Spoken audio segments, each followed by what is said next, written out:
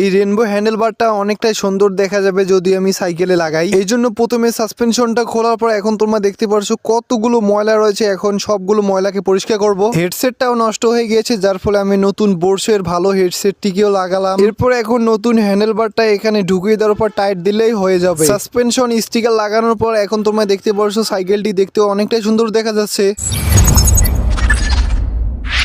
তো hello guys, কেমন আছো সবাই? আশা করি সবাই অনেকটাই ভালো আছো। তো গাইস, আজকে আমার সাইকেলের মধ্যে আমি নতুন রেনবো হ্যান্ডেল বার লাগাতে চলেছি, এছাড়া আরও অনেক কিছু লাগাতে চলেছি। তো কি কি লাগাতে চলেছি এই জন্য ভিডিওটা সম্পূর্ণ দেখতে থাকো। তো এর আগের ভিডিওতে আমি নতুন নতুন না সেকেন্ড হ্যান্ড এই এলিভো লাগাইছি। আর এটাতে যদি এইভাবে বাড়ি দেই বা ঘুরাই, মানে পা দিয়ে যদি আমি বাড়ি দিই তবু কিচ্ছু হয় না, সাইকেল পড়লেও কিছু হয় না, এতটাই যে স্ট্রং। আর এই যে রেনবো কালার চেনটা লাগাচ্ছি একটু ভালো দেখা যাইতেছে, বাট এইগুলো লাগে আমি ততটা বেনিফিট পাইনি। হ্যাঁ, তো এরপর গাইস এখন যেটা বলবো সেটা হচ্ছে আমি কি কি কিনেছি, কি কি লাগাতে চলেছি সব কিছু দেখাচ্ছি, এবং কোথা থেকে কিনেছি, কত টাকা দিয়ে কিনেছি সব বলতেছি। তো প্রথমে রয়েছে এই হ্যান্ডেল বারটা, পুরাই মাখন একটা হ্যান্ডেল বার। তো যারা স্ট্যান্ড করে থাকে সবার পছন্দ হয়ে থাকে যে রেনবো কালার একটা হ্যান্ডেল বার লাগাবো, বা অনেকের স্বপ্ন যে রেনবো কালার হ্যান্ডেল বার লাগাবো, বাট অনেকের বাজেট থাকে না। তো যাদের বাজেট 1500 টাকা তারা এই হ্যান্ডেল বারটা নিতে পারো। অ্যান্ড এরপর আছে স্টিম। তো এই স্টিমটা কিন্তু আমি রেনবো কালার নিয়েছি, আমি অন্য স্টিম খুঁজেছিলাম বাট পাইনি, পরে এটাই নিয়েছি। যাই হোক, এটা রাইডিং প্লাস স্ট্যান্ড দুটোই ভালোভাবে করা যাবে, এটাই হচ্ছে সুবিধা। আর এর সাথে একটা এলকি ফ্রিতে দিয়েছে। এরপর গাইস দেখতে পারছো বোর্সের হেডসেট। হ্যাঁ, আমি বোর্সের একটা হেডসেট নিয়েছি, কারণ আমার হেডসেটটা নষ্ট হয়ে গেছে, কম দামি হেডসেট ছিল, আর এটা কিন্তু অনেকটাই ভালো। এরপর দেখতে পারছো ওয়েকের গ্রিপগুলোকে চেঞ্জ করে নেবো, মানে সাইকেলের যত সমস্যা আছে একটা বাদ দেবো না, সব কিন্তু চেঞ্জ করতেছি। সর্বশেষ রয়েছে একটি স্টিকার, যেটি অনেক আগে গিয়েছিলাম, মনে হয় এটা আমার কাছ থেকে 150 টাকা নিয়েছিল। তো গাইস, এখানে যত কিছু রয়েছে সমস্ত কিছু তোমরা সাইকেল স্পেসে কিন্তু পেয়ে যাবে। তো আমার নাম বলে হয়তো কিছু টাকা ডিসকাউন্ট পেতে পারো। এরপর গাইস, এগুলোকে লাগানোর জন্য আমি কিছু টুলস নিয়েছি, দেখতে পারছো অনেকগুলো টুলস নিয়েছি। আর এখানে দেখতে পারছো ডিজেল, কেরোসিন তেল পাইনি, ডিজেল নিয়েছি, একটা বাটি এবং ব্রাশ নিয়েছি। এগুলোকে ভালোভাবে পরিষ্কার করবো। তো কী করে পরিষ্কার করবে একটু পর তোমরা জানতে পারবে। তো প্রথমে আমার সাইকেলে হ্যান্ডেল বারটাকে খুলে নিতে হবে, এই জন্য স্টিমের উপর যে নাটটা রয়েছে এটাকে একসাথে খুলবো। আমি চেষ্টা করবো হ্যান্ডেল বার এবং শর্ট স্টিম দুটোকে একসাথে খুলবো, নাহলে ভিডিওটা অনেক বড় হয়ে যাবে। আর আজকের ভিডিওটা তো মাত্র 9 মিনিটের একটা ভিডিও, এই জন্য সম্পূর্ণ দেখতে পারো। অ্যান্ড দেখতে পারছো গাইজ, হ্যান্ডেল বারটাকে খোলার পর এরপর আমি সাসপেনশন থেকে ফ্রেমটাকে আলাদা করে নিলাম, ফুল সামনের চাকাটা। আর এখানে এত পরিমাণ কালি সেটা বলার বাইরে, আমার হাতের মধ্যে মোটামুটি অনেক কালি পড়েছে। তো এখন যেটা করবো সেটা হচ্ছে সামনের চাকাটাকে খুলে নেব। তুমি বলতেছো ভাই এসব কী করতেছো? তো হ্যাঁ গাইজ, সাসপেনশনটাকে সার্ভিস করতে চলেছি, কারণ সাসপেনশনটা অনেক দিন হয়ে গেছে, এখন পর্যন্ত কোনো খোলা হয়নি, এই জন্য আমি এটাকে একটা সার্ভিস দিতে চলেছি আজকে। আমার এই সাইকেলের সাসপেনশনে কোনো সমস্যা হয়নি, বাট একটু পরিষ্কার করে নিতে আসছি, কারণ সমস্ত কিছু যদি মডিফাই করতে পারি সাসপেনশনটাও একটু দেখাশোনা করি, এই জন্য সাসপেনশনটা খোলার পরে এখানে আমি পরিষ্কার করে গিরিচ লাগিয়ে দেবো, এতটুকুই। তো দেখতে পারছো এখানে আমি পরিষ্কার করতেছি। আর এত পরিমাণ ময়লা ছিল সাসপেনশনের ভিতরে সেটা বলার বাইরে, পানি পুরো ঢুকে গিয়েছে, এই জন্য এখানে ডিজেল দিয়ে এই যে যত কিছু রয়েছে এটা পরিষ্কার করতেছি। তো যাদের কাছে WD-40 ইউজ করতে পারো, তো আমাদের এদিকে WD-40 নেই, এছাড়াও কেরোসিন তেল পাইলেও তোমরা ইউজ করতে পারো। আর এখানে আমি গ্রিজ দিতেছি, এগুলো গ্রিজ না, এগুলো হচ্ছে মেরিল ব্যবহার করতেছি, কারণ মেরিলও আবার গ্রিজের বিপরীতের মতো কাজ করা যায়, যদি পাতলা গ্রিজ না থাকে এটা ব্যবহার করা যায়। গ্রিজ আছে কিন্তু মোটা, তাই পাতলাটা এখানে নেই, এই জন্য আমি মেল ব্যবহার করতেছি। অ্যান্ড দেখো গাইস, এটা সাসপেনশন সার্ভিস করার পর অনেকটা সুন্দর দেখা যাচ্ছে, একদম ফ্রেশ হয়ে গেছে। তো এখন যেটা করব সেটা হচ্ছে হেডসেটটাকে পাল্টাতে হবে। তো এই জন্য পুরাতন হেডসেটটা তো খুলে নিয়েছি আগে থেকে, তোমরা তো দেখেছো। এখন নতুন বোর্ডে হেডসেটটা লাগাবো। আর এই হেডসেটটা কিন্তু উইসকো 4X-এ অনেকটাই ভালো, বর্তমান বাংলাদেশ স্ট্যান্ডার্ডে সবাই এটা ব্যবহার করতেছে, অনেকটাই ভালো হেডসেট। কমপক্ষে 2 বছর গেলেও মনে হয় কিছু হবে না, কারণ বোর্ড তো একটা ভালো একটা ব্র্যান্ড।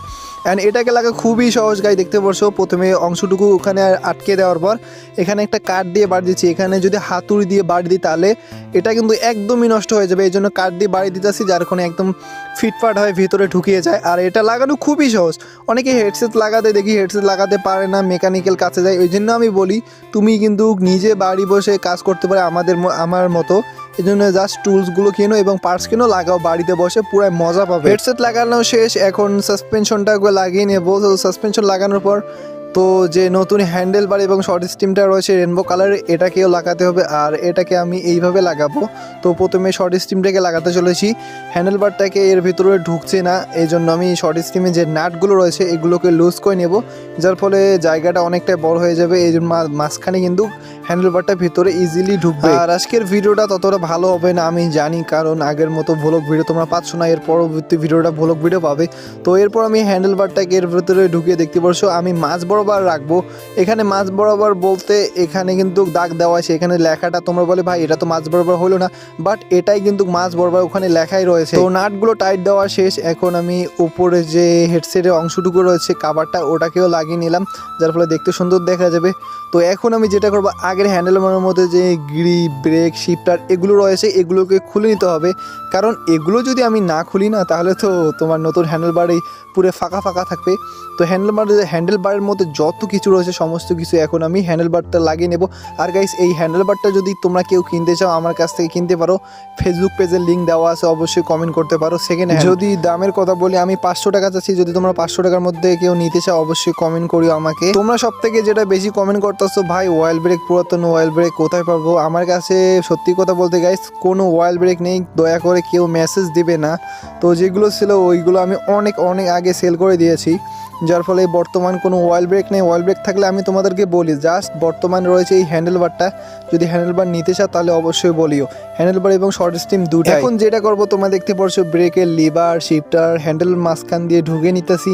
আর লাগানোর সময় তোমরা একটা জিনিস খেয়াল করবা, এখানে গ্রিপগুলো যেগুলো রয়েছে এগুলো কিন্তু আমি চেঞ্জ করে নিতেছি। তোমরা তো এটা অবশ্যই দেখেছো তাই না?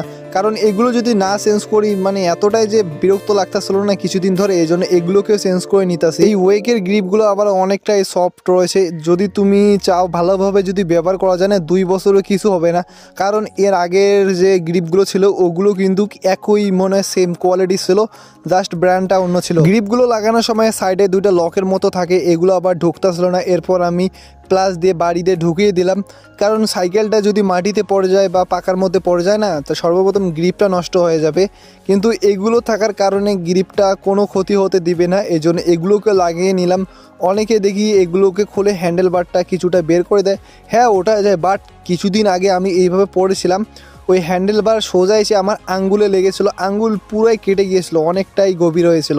এই জন্য এগুলো আমি করতেছি, এগুলো লাগানো ভালো, হ্যান্ডেলবার যেন গ্রিপের থেকে বাহিরে না যায়, অনেকটাই সমস্যা হয়। এরপর তোমরা দেখতে পাচ্ছ গ্রিপগুলো লাগানোর পর 3mm এলকি দিয়ে ভালোভাবে টাইট দিতেছি। তো এগুলো আবার খুবই ভালোভাবে টাইট দেওয়া লাগে, না হলে অনেকটা সমস্যা হয়। তো দেখতে পাচ্ছ গাইস ফাইনালি লাগানো শেষ, হ্যান্ডেলবার শর্ট স্টিম সাসপেনশন অনেক কিছু লাগিয়ে, সাসপেনশন হেডসেট, আরে ধুর কি বলতেছি কিছুই বুঝতেছি না ঠান্ডার কারণে। তো এখন আমি গাইস সাসপেনশন স্টিকারটাকে লাগাতে চলেছি, এটা অরেঞ্জ কালার, আমি কিন্তু যখন কিনেছিলাম অরেঞ্জ কালারটাই ছিল, মানে একটাই ছিল, বাট এতদিনে কাছে এসেছে, মানে আমার আগে যে সাইকেলটা রয়েছে ওটাতে লাগার কথা ছিল, বাট ওইটাতে লাগায়নি, তার একটাই কারণ সাইকেলের কালার ম্যাচিং হবে না, কিন্তু এখন আমি দেখতেছি এটা অনেকটাই কাজে দিতেছে, এই জন্য আমি এটা এখানে লাগাচ্ছি। তো আমি দেখতে পাচ্ছ কীভাবে লাগাচ্ছি। তো এই যে সাসপেনশন স্টিকারটা রয়েছে না, এটা আবার কোয়ালিটি আবার আরেক ধরনের। তো দেখতে পাচ্ছ কেসি দিয়ে সুন্দরভাবে 4টা স্টিকারকে ভালোভাবে কাটিং করে নিয়েছি। এখন আমি স্টিকারের নিচের অংশটুকু খুলে ভালোভাবে সাসপেনশনের এখানে লাগিয়ে দেওয়ার পর এটাকে হিট দিতে হবে, যদি আমি হিট না দিই তাহলে এক্ষুনি উঠে যাবে, কারণ এই স্টিকারটা যদি আমি হিট না দিই, আমি একটা দিন দেখতেছিলাম উঠে যাচ্ছিলো, অটোমেটিক উঠে যাচ্ছিলো, কিন্তু হিট দেওয়ার পর একদম বসে আছে। তো ফাইনালি লুকটা দেখতে পারছো, সাসপেনশনটা মনে হচ্ছে মানে অরিজিনাল রকশকের মনে হচ্ছে, একদমই বোঝা যাচ্ছে না এটা এসআর শান্ত। আর মানে মেসিং হয়েছে জাস্ট ওপি লেভেল বলবো, সাইকেলটা ফুল অসাধারণ দেখা যাচ্ছে, আমার কাছে নিজে পার্সোনালি ভালো লেগেছে মডিফাই করার পর। তো গাইস এই তো ছিল আজকের ভিডিওটা, আর তোমার মডিফাই কোনো ভিডিও পাবে না, কারণ আজকে শেষ মডিফাই ছিল, মোটামুটি 15,000 টাকার মতো মনে মডিফাই গেল, অনেক কিছু হাফটাই বেশি টাকা খেয়েছি। সবাই ভালো দেখবেন পরবর্তী ভিডিওর জন্য।